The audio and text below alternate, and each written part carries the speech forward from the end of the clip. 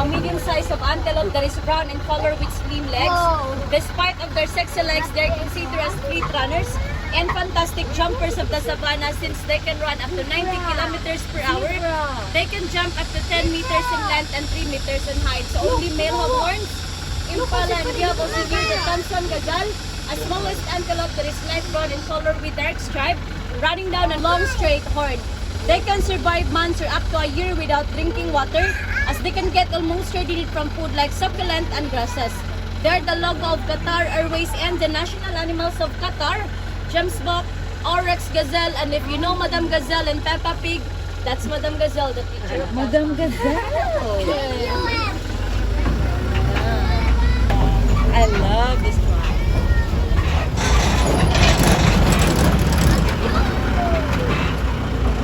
And we have also here the water box, a large antelope that is reddish brown in color with white circular ring on its rumps, and that ring is follow me sign.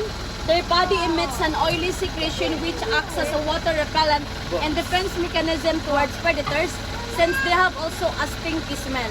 The older they get, the stinkier they get. Only male have horns. Ang lalaking nga waterbuck, kung mas baho siya, mas attractive siya sa babae na waterbuck. And we have also here the eland, the world's second largest antelope that is light brown in color with white lines on its back. They are the great jump. Tingnan siya.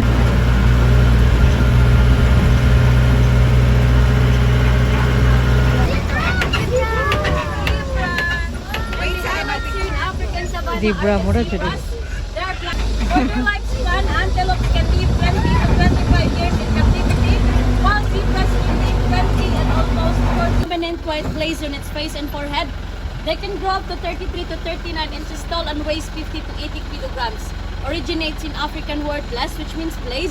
It refers to an unusual white colored marking on its face. Both female and male have horns. Plus back. So kanang white nga nasa naong sa plus back ay protect na sa lahat through sunlight. Kung sa tao pa na siya, sunscreen or sunblock. And the otters. So from crocodile area going down to giraffe area and going down to Safari Stadium for the bird show, you need to walk na lang kay some of our animals are walking distance. Para dili ninyo maskip ang ubang animal. Fishes. Lakadagko, bituhon.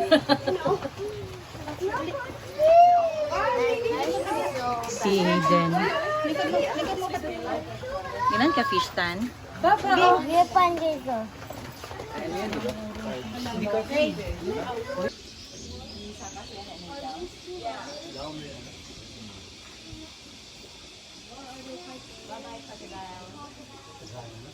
Otter.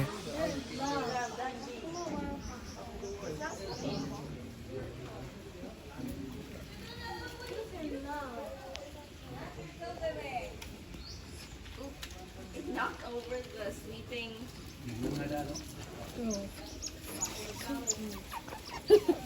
Cute.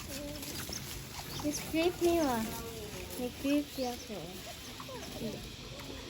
Ano Tayo.